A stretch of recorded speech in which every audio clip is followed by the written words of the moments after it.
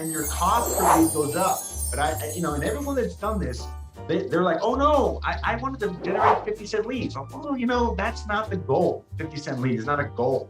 The goal is to get a listing, right? The goal is to get a transaction out of this. Your cost per transaction, like how much money you have to spend to get a closed transaction, that's the cost you have to look at the end of the day.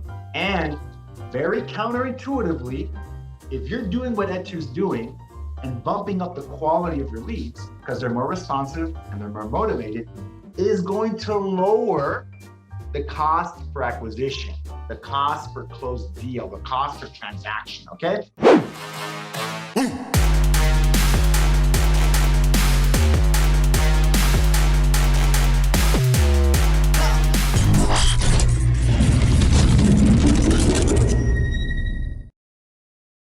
We are live, and this is Doan, one of the moderators at LabCoatAgents. Today, I have the pleasure of having Gus and Eetu on to share with us. The topic is set 7 appointments in 1 day from Facebook lead. So I'm very excited, especially with the shift going back to normal. Your SOI is not going to be calling you all the time. You actually have to work your database. So it's going to be awesome to hear today. Here we go. I think the best way for me always to do is to have our guests introduce themselves so I don't miss anything. I'll start with me real quick. My Doan, again, my business partner, Mike Bernier, and I have the #1 independently owned brokerage in Minnesota. We closed about 5,600 transactions last year, and we're excited for what's coming up in the next 12 to 18 months. Take it away. We'll start with Gus. All right, awesome. Thanks for that introduction, Long. My name is Gus. I am a 10-year veteran of the real estate industry. I've been licensed for a while. I've been licensed for so long. I was in the other, market shifts, right? Not just this. I've been around since the last one, so that was interesting.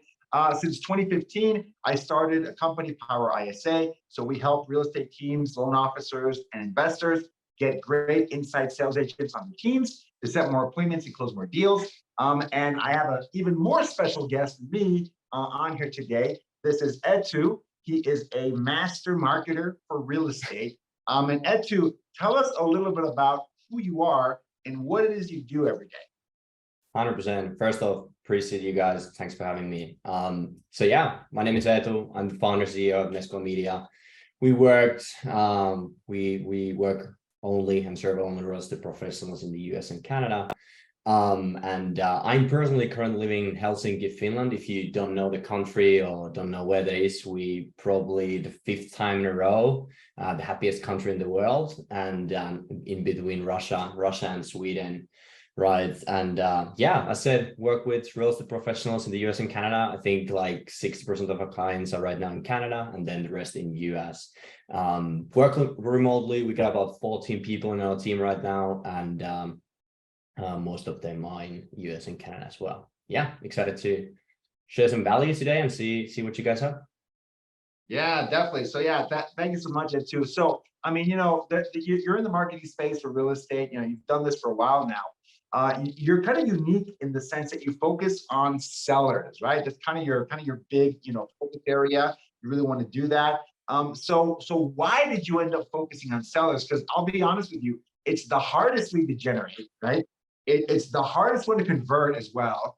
So a lot of people, everyone wants to generate, seller leads on Facebook, online, on the internet, right? They want that, but they give it a try and it's really hard. People just go back to buyer leads. Let me just generate a bunch of buyer leads and I'm going to be happy. So why have you decided to focus on sellers and how did you do that?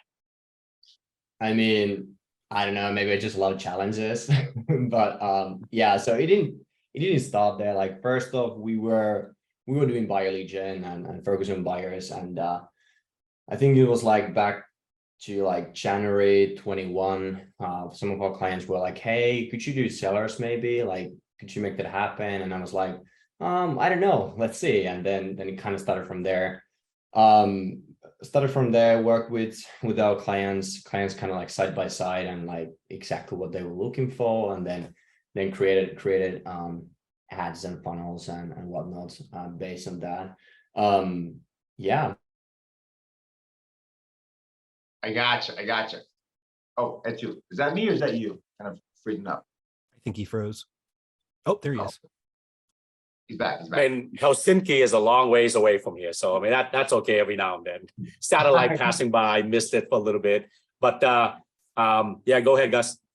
Yeah, definitely. So yeah, so I guess, the big thing I took from that answer is that he adapted to the market, right? Like in January 2021, like 2021, everybody wanted more listings, right? Like, holy cow, this is, we were probably having the lowest inventory, year on record, 2021, right? Like I think it's precisely December of 2021 is the lowest inventory ever recorded, right, in the U.S. As long as they've been, tracking that for the last 50 years, it was the lowest point of inventory I think we've ever had. So it doesn't surprise me that Eetu and his company adapted to the market, right? They adapted to the market, saying, "Hey, well, you want to generate more buyers?" And agents were like, "I can't, there's nothing I can do with more buyers. I can't deal with more buyers. I don't want any more buyers.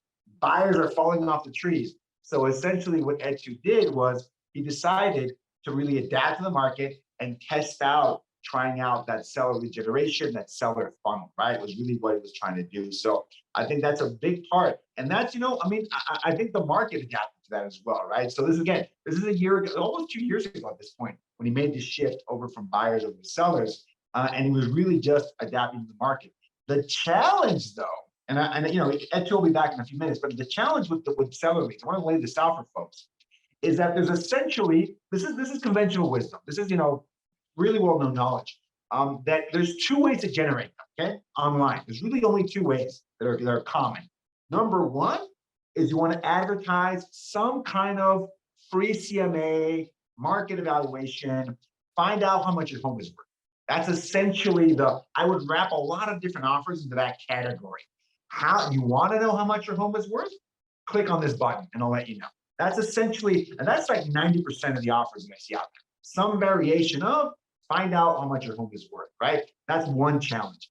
The other one is, it's usually some kind of a lead magnet, a PDF, an ebook about how to get more money in the sale of your home, how to prepare your home to be sold, how to do something around selling your home, right? But I'm gonna help you with that. It's usually one of the two. That's what I've seen in 99.9% of seller lead generation online, not just Facebook. It's not just specific to Facebook. It is how much my home is worth, or some ancillary service around helping you sell your home, okay? So there's some big problems with those offers, okay? It's not a small detail. There's some big problems. They're very broad, okay? They're very broad. Now, how much is your home worth? Anyone and everyone wants to know how much their home is worth. That's the challenging part of these funnels, of these offers, right? Like, if you're a homeowner, of course you want to know how much your home is worth. Why not, right? I want to know. I'll browse Zillow, I'll browse Redfin. But you know what? I'd love to get a professional to give me that opinion. Why not? And it casts a very wide net. You cast a very, very wide net of people that are just curious, people that maybe when rates were lower, they wanted to refinance, right? And then maybe some people that were interested in, finding out, how much the home was worth, or they might be thinking of selling at some point, okay? So that is a big challenge. And this is what makes it worse, Juan. This is what makes it really, really hard. When, as agents, and be honest, I mean, I'd love to hear someone in the chat if you agree with this or not. When we get that home valuation lead, right? What's our first instinct? We pick up the phone and we say, "Hey, great, I'll give you your home's value. Would you like this? Are you thinking of selling or not?" Right? That's the first thing we ask. Let's be very honest with you. And if you agree with me, drop a 1 in the chat, right? If you guys think that's the common practice, and that's what you would do. You get a home valuation lead. I'd love to give you your home value. I want to ask you a few questions. Are you thinking of selling at some point, right? So, and unfortunately, folks, that's what we mostly do. That's what we usually do. That's a normal behavior. That is not leading to success in most cases, right? That's a challenging behavior to have. Why? Because the lead is reaching out to you for a very specific purpose. They want to know the value of their home, right? And in our team, our ISAs, and the agents that I help and I consult with and I coach, when you contact these home valuation leads, there's one thing you're prohibited from saying, and that is selling your home or listing your home. You can't say those words. It is forbidden. It is prohibited, right? especially when you're saying them first, right? That's like death. Why? Because they're not contacting you for that, okay? They're not reaching out to you for that. It's almost like the lead almost assumes there's some kind of link they're going to click on and get the home value. They have no reason why they should talk to you. They have no idea why you're talking to you. And they have no idea why you're asking about the sale of their home, because that's not what they contacted you for, okay? So those are some of the biggest challenges with these seller lead generation campaigns. Very, very challenging to do because the lead is coming in for a specific purpose. And we usually, and again, I've been guilty of this myself, we turn them off by asking those questions. When do you want to sell? I can help you sell. If you want to sell, are you thinking of selling at some point? Because that's what we want. But that is not what they want, okay? That's not what they want. So what ends up happening with most of these funnels, with most of these, seller campaigns, is that the cost per qualified lead is very, very high, okay? Because there's so many people that are just unqualified, not the people who we're looking for. And then it is so easy to kind of turn off people from this situation, right? It's very, very simple, very, very easy to get them off on the wrong track, right? To get them on the wrong track and not get them towards a really good conversation, right? So there's a lot of reasons this is very challenging. It's very challenging. Which I think is why I love to hear from Eetu to see how he does it, because obviously he's crushing it. So Yes. I know we had a momentary of freezing up there, but Eetu, will you kind of jump in and share with us your secret? There we go. So Eetu, you back? I'm here, yeah. There we go. Awesome. We're back. So anyways, I don't know how much you caught about that, but I was, He was on a long time, but you were going so good, I didn't want to interrupt you. So You got excited. I was listening. I'm with you on that, like 100%. Yeah, so I 100%. was laying out the challenge of seller leads. This is the challenge of seller leads, right? It can cast a very wide net, and they're very hard to convert, right? So what does it mean? The cost per lead can go through the roof. I've seen $100 seller lead costs on Facebook, and I'm not making that number up. And that's not common, but it can be $100 to generate a lead, and it can be very challenging to convert them. So Eetu, I mean, just that is the backdrop. I'm setting the table for the discussion. How have you been able to tackle that problem? How did you build a funnel that kind of beats some of those odds and helps agents with this problem? Yeah.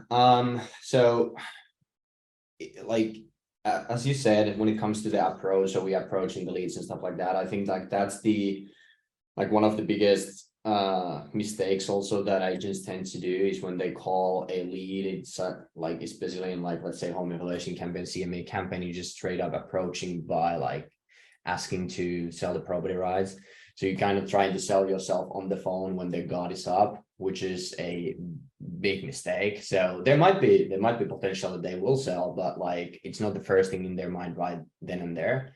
So I think the biggest thing, it's not it would be fantastic to say that we have some like big secret and like something phenomenal when it comes to change the whole thing of like lead gen and marketing, but like it comes down to like what's the simple and straightforward approach to first of like get them to raise their hand and like how can we open up the conversation with them, right? So it comes down to more of like the back end of things and the approach with the leads. And like that's why, for example, with our ISAs, they're having the conversations with the leads and not like the agent, right? So it comes down to the first of obviously getting them into your system, getting them into your database, right? And then approaching the right way, and then like finding out the motivation, the burning need, like what they have and why they're even on the phone with you, right? And then moving along the conversation and then finding if there's some level of motivation or even reason for them to sell, right? Because like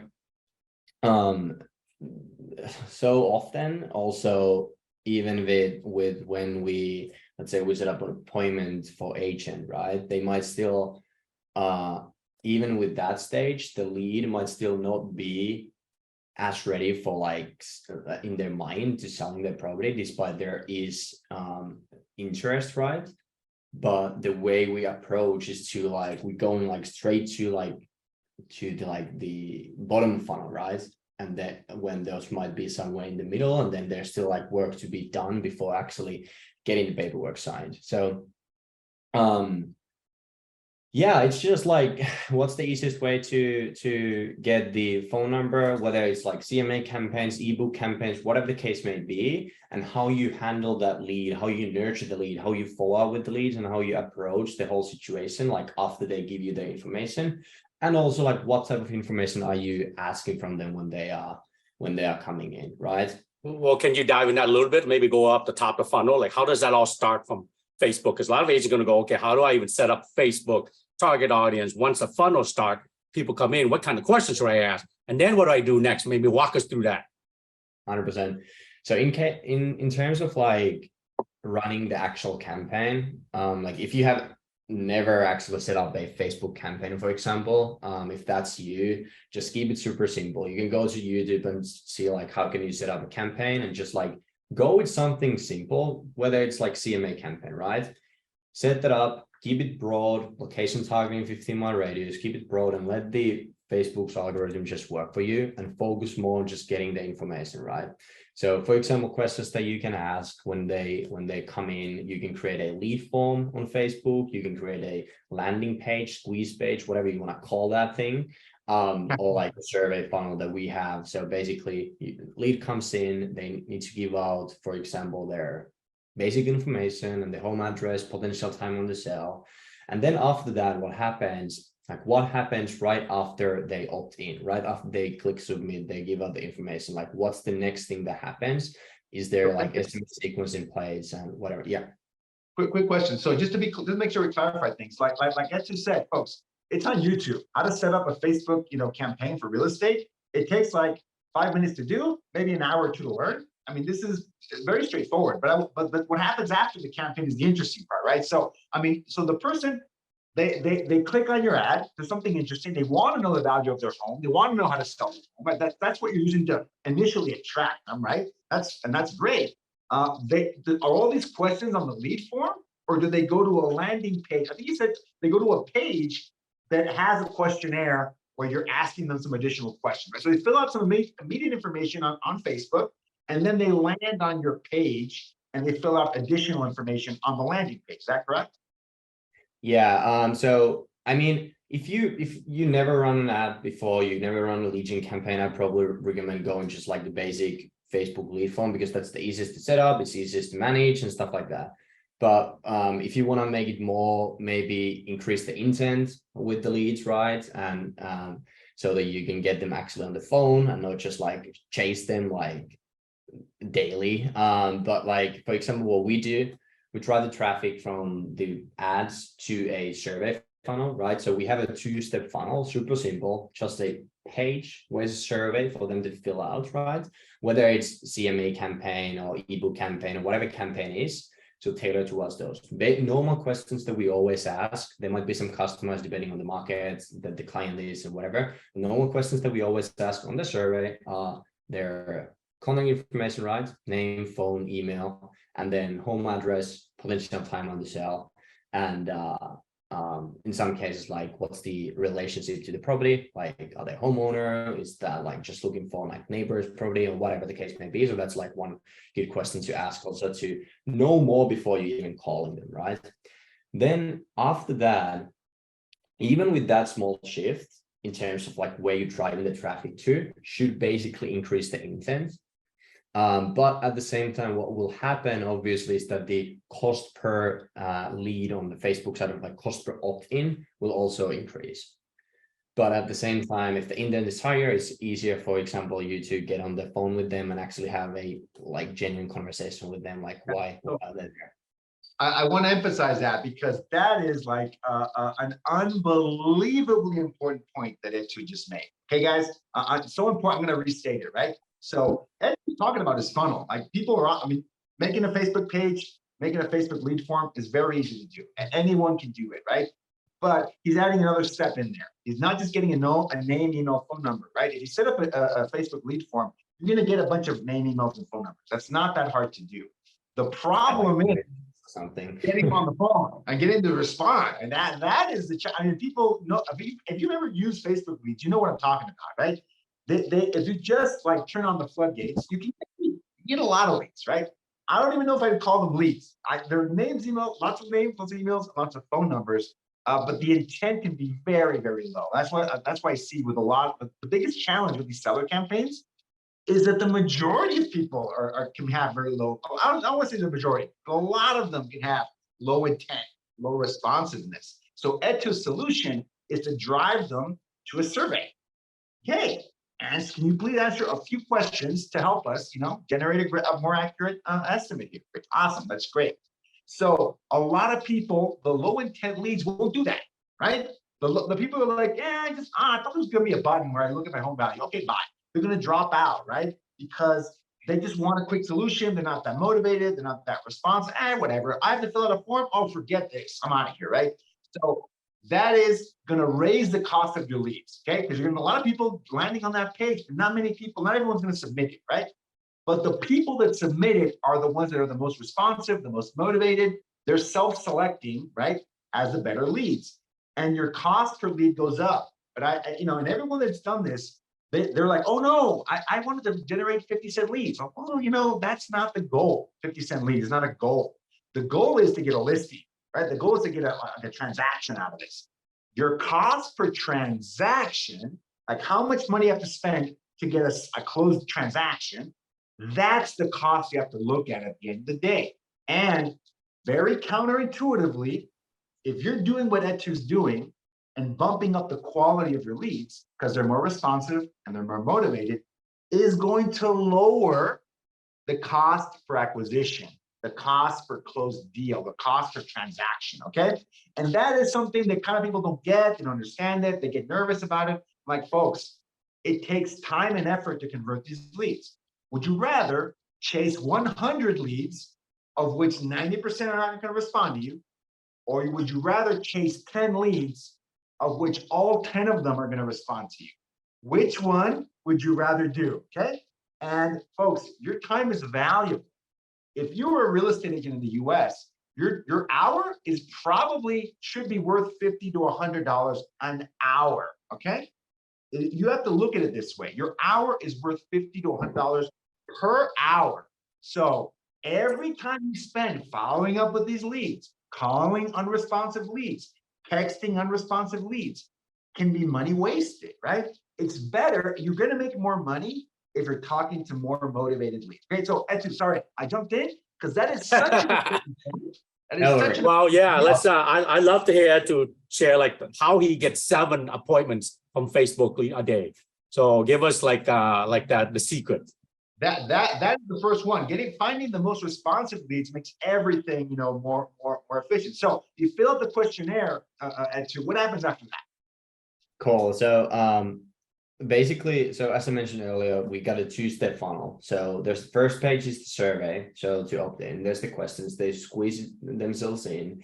They will automatically be directed to the next page where we have a booking page for ISAs. So we book those leads from that survey page automatically, basically on autopilot to our ISS calendar. So just from that alone, so basically from the traffic that is coming in, 30% will automatically book an appointment with our ISA. Okay, so this is the part that I've never seen anyone do. So they come into a questionnaire, the questionnaire. After that, if they submit, if they actually answer it, they get the option to book on their own, to book an appointment. But it doesn't go to the agent's calendar. So this is the innovation that Eetu's done, right? This is different. This is no one else is doing this right now, right? So they book on the ISA's calendar before they even talk to the agent. Is that correct?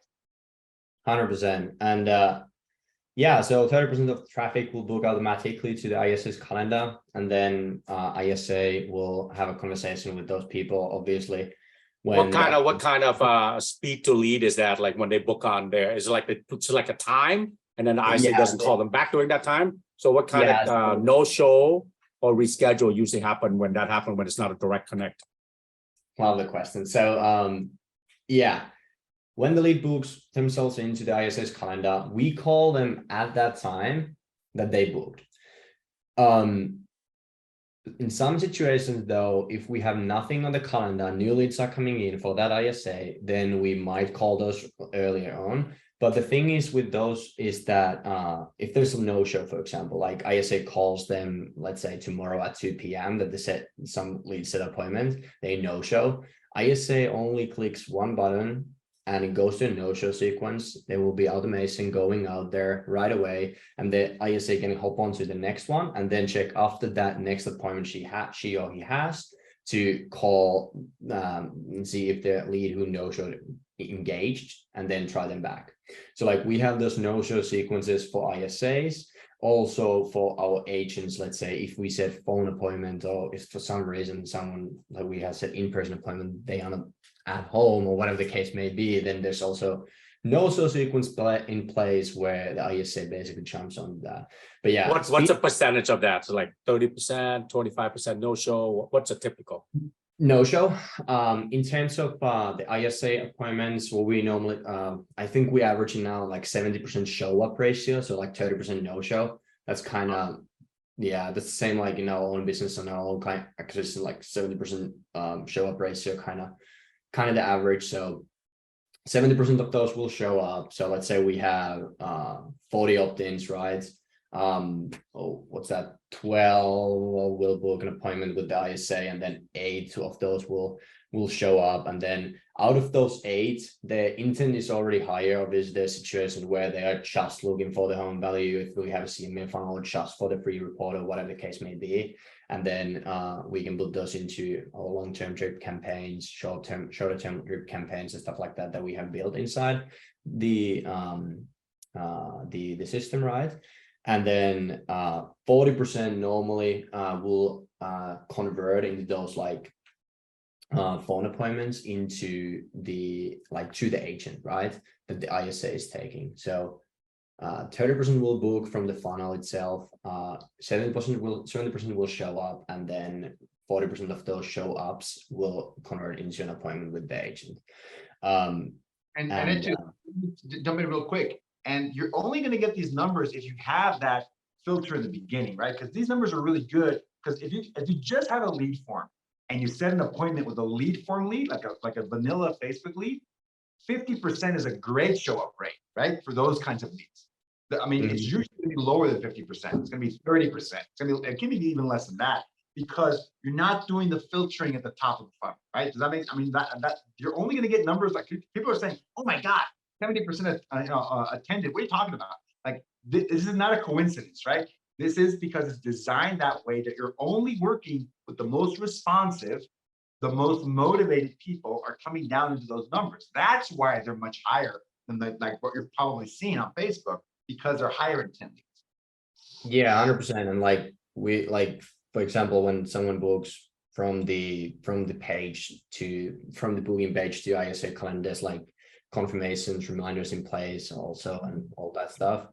And then so those are the numbers from there. So that's pretty powerful, but obviously there will be like 70% who do not book an appointment with the ISA, right? From that booking page. What about the 70% that don't automatically book right off the bat? That's something cool for those people. So we have, for example, like overnight, we don't work 24/7. So leads that are coming overnight and do not book an appointment from the booking page, we have AI booking bot basically replying to them right away.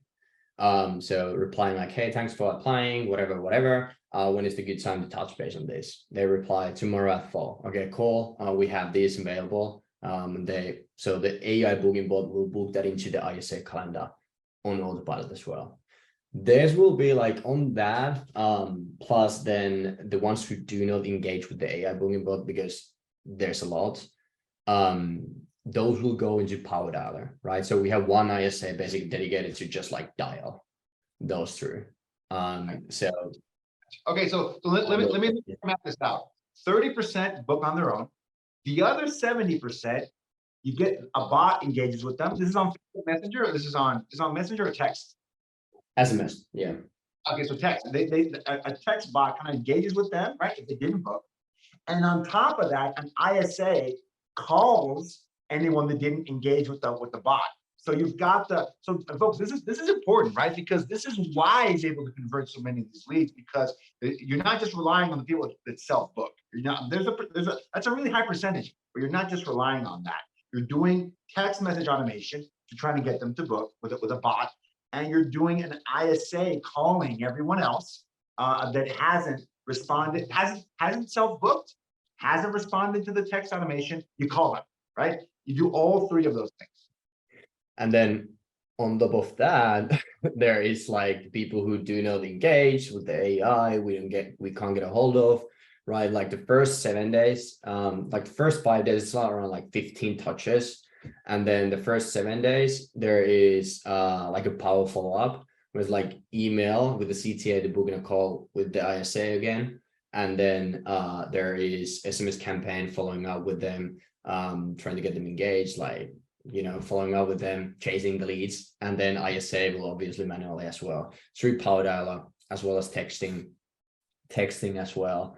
If some people do engage better with SMS than calling. So that's like a big part as well. That follow-up plan, those 15 touches in the first 5 days, how many of those are phone calls? How many of those are text messages? So those would be automated, right? But how many, what's a typical split? That's a lot in the first 5 days, a lot of touches. How do you split those up? Yeah. So basically, like via SMS, if they don't engage with the bot, there is one like follow-up automatic SMS the first 5 days. So like basically five via SMS. Then email campaign, that's actually 9 days, sorry, not 7, but 9 days for the email campaign. The last CTA is the 9th day, if I'm not totally wrong. So there's 2 days in between. So what is 4, 5 from there, and then the rest are manual calls, right? So and depending on like when the lead comes in, let's say they come in the morning, then we have the possibility to try more throughout the same day. But quite honestly, the biggest focus where we were the biggest focus is the ones who do book straight up, because they are easy to convert.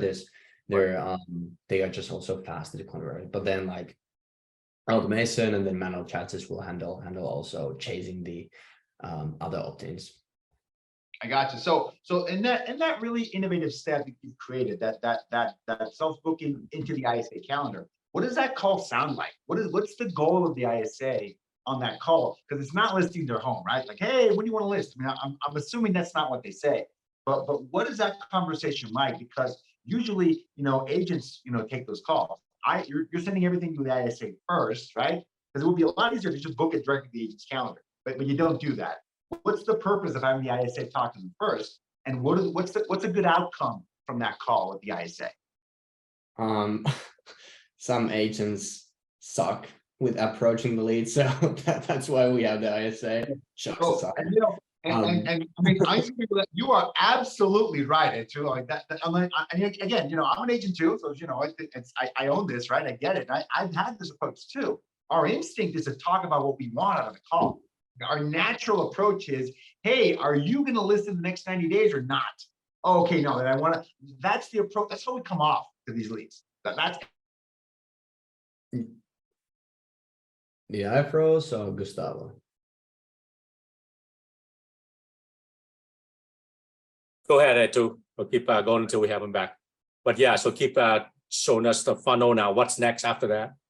Yeah, and Gustavo was asking about the what do the ISs like? What's the goal on the call and stuff like that. So obviously, first off, to like the approach is like tailored specifically like what was the thing they were inquiring on Facebook, Instagram, whatever platform. So like focusing on that first and approaching like, hey, for example, if it's a home evaluation, whatever. So hey, we got your message on Facebook that you're looking for your home value. Is that correct? And kind of like approaching with that. Cool. Could you give me a bit of more background? We do have like a lot of information already, but like kind of trying to get them open up and building up the report by asking questions, right?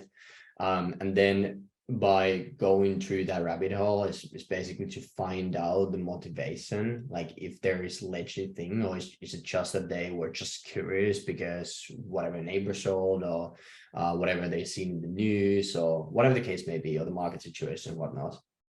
And then like after basically digging into that and finding out the reason why they're looking for the home value, right?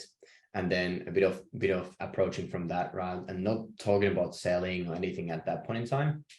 And then we can go into like setting up the appointment. So we set up the appointment with the agent, but we don't yet do that. We just get a time from them. So we get them to say yes, right? So we get them to say yes to the appointment. After we have that first bigger yes, because people are afraid of someone coming to their home and whatever. So once we get that first big yes, then we touch on the fact, like based on what they already told us about selling or about whatever, then we can more dive into like, why are they maybe selling and stuff like that. So we do actually talk about that on the call already, but like just after we have built enough rapport and they feel comfortable opening up, and we have talked about the other stuff first, right? Eetu, I'm back, by the way. So, but one of the biggest things is that you go from a place of motivation. You're there, you want them to feel comfortable and you want them to volunteer that information, right? So most people, you approach it the wrong way. You approach it about what am I going to get out of this conversation? I want the appointment. I want to know if you're going to. Yeah, it's not about you. That's the big thing. So yeah, I mean, that's the biggest thing we have to combat, right? Like don't do that, right? That's not. They haven't given you permission yet to even ask the question. Okay, that you haven't earned you haven't earned the right. I like this better. You haven't earned the right to ask the question yet. Are you going to sell or not? You want it to come from them. You want that is, if you ask the right questions, you're controlling the conversation, right? That if it comes from, that they feel comfortable talking to you, right? And having a real conversation, then it is much more likely that number one, they're going to be truthful with you, okay? That's another thing. Folks, in the US, if you talk to 1 out of every 7 people, they are going to be party to a real estate transaction in the next 12 months. That's just math, okay? I'm going to go 1 out of every 10 people in the US are going to be party to some kind of real estate transaction in the next 12 months, okay? So that's just like randomly. So with these leads, it is much higher. Let me tell you that. It is much higher percentage of people. The reality is they're not forthcoming with you, okay? They're not going to tell you that. So I'm glad you made an emphasis on that, because it really matters how you ask the question and how you do it, right? So I think that's really, really awesome. Yeah, 100%. And it's like always like reminding yourself when you're on phone with the leads or whatever, that like, what is it in it for them? Like, not about you, and no one wants to meet with you. Like, that's just like, if you take that mentality and mindset, you will do so much better. I mean, and even if you calling leads yourself, just go into that conversation by like finding, like getting the no's, because the more no's you get, the more yeses you will get.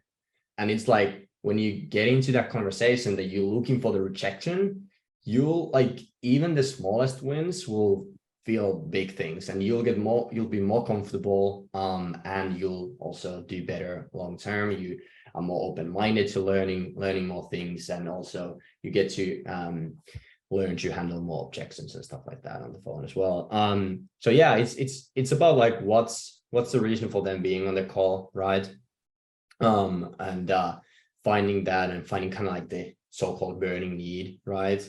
And then building the gap. If you find out that you might be able to help them, then you just build the gap, the value, by asking, like, value for the next thing, which is the meeting, by asking powerful questions, right? You ask questions, you get them to open up, you get them to talk about different things, and then you build up that value for the meeting. So on the phone, your role is not to sell yourself, not to sell anything other than the meeting. That's the only goal, if you feel like you can help them, right? Because like, that's the thing. Can you help them somehow? And even like with a newer agents, maybe if you like a bit newer agents, or you have more time than money, like the best thing for you, like get everyone that you just feel like there's some potential, just get them in person, go in there, just utilize that opportunity, because you can build a relationship with them. It doesn't matter if they want to sell now or in the future or ever, but you can also build a relationship and get their network, because like behind of that one person is 200 other people, right? So you can get that network from there. And there is someone who will sell, buy, invest, whatever, do something related to real estate at some point in time, and you can utilize that opportunity. And yeah, so if you're newer, just go into every single meeting that you possibly can get. And, Eetu, quick question, very tactical question. What is a powerful question? How does the ISA sell the appointment, right? Because they can't say you want an appointment with my agent, because like you said, no one, sorry, no one wants an appointment with an agent, right? I don't even like the word appointment, because it sounds like you're going to a doctor or a dentist, right? Like, oh no, I don't want an appointment. So how do they give us a little nugget? What's the way to position the appointment to make it seem a little bit less like going to the dentist and more like getting something valuable? How do they add value via the appointment?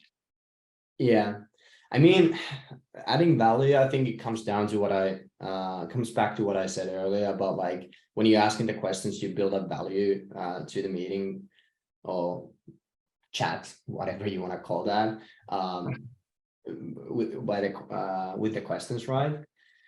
And finding out why they would need that, right? But then kind of the transition and closing for the appointment, just like keep it simple.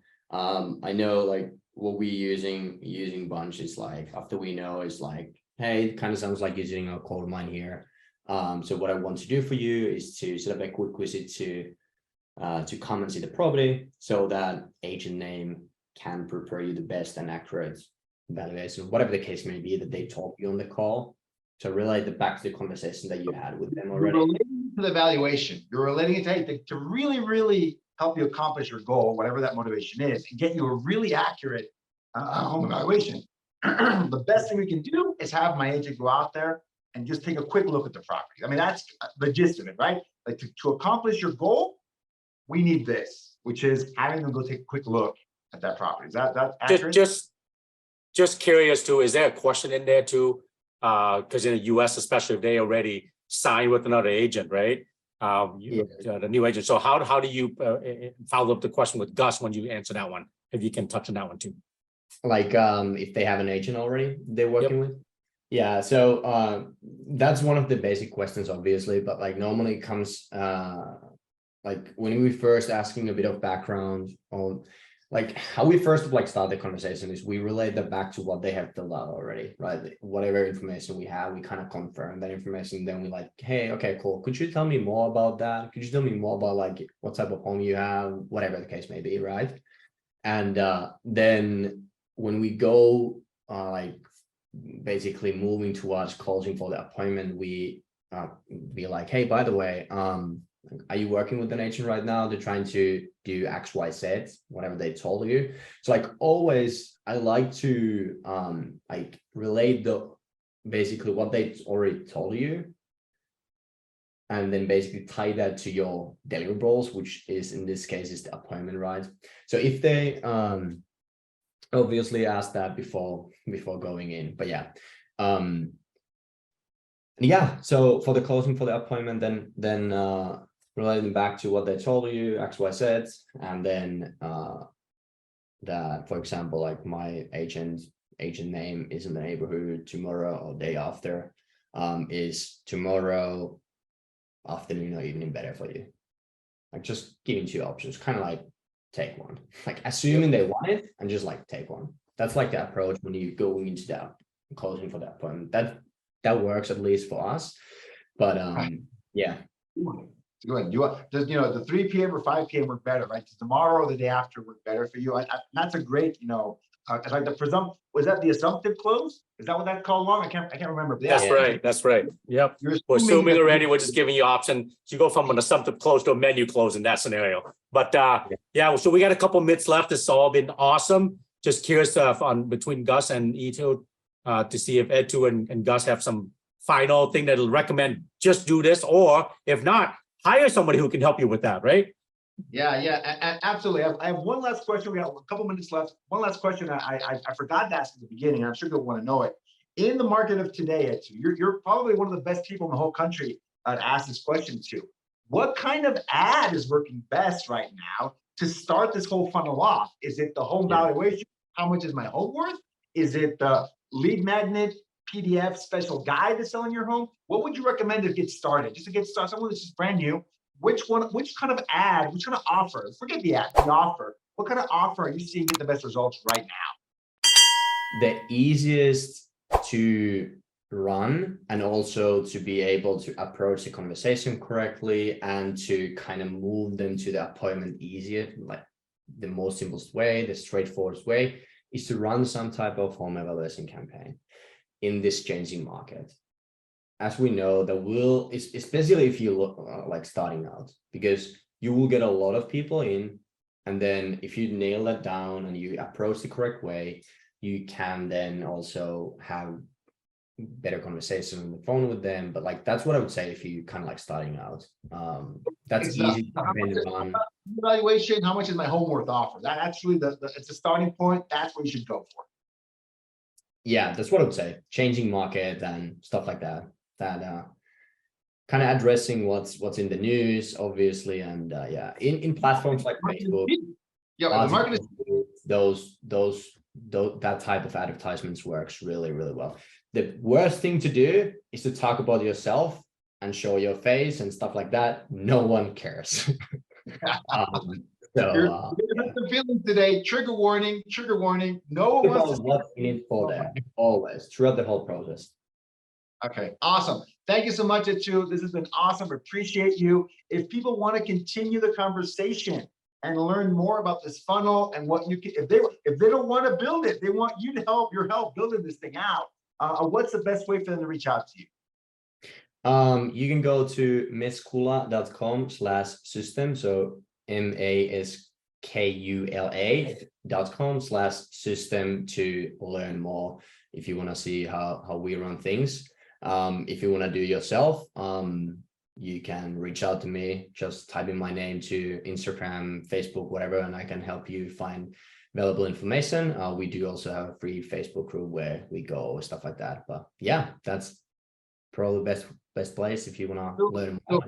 Meskula.com/system. Yeah, at the very least, you should join Eetu's, Facebook group. That sounds like a great location to learn a lot of this stuff. So Eetu, thank you so much. Long, I appreciate you, man. This has been a great one. Like, so many nuggets here. You got to wait for the replay, right? Watch it on YouTube. Yep.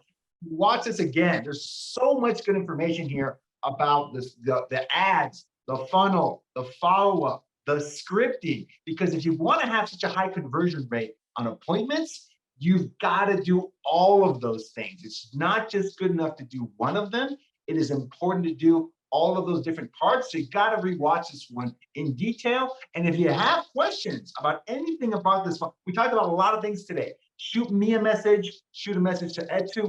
We'd love to help you guys out. 100%. All right. Thank you, everybody. Watch for this, like Gus said, on the rerun and rewatch this one.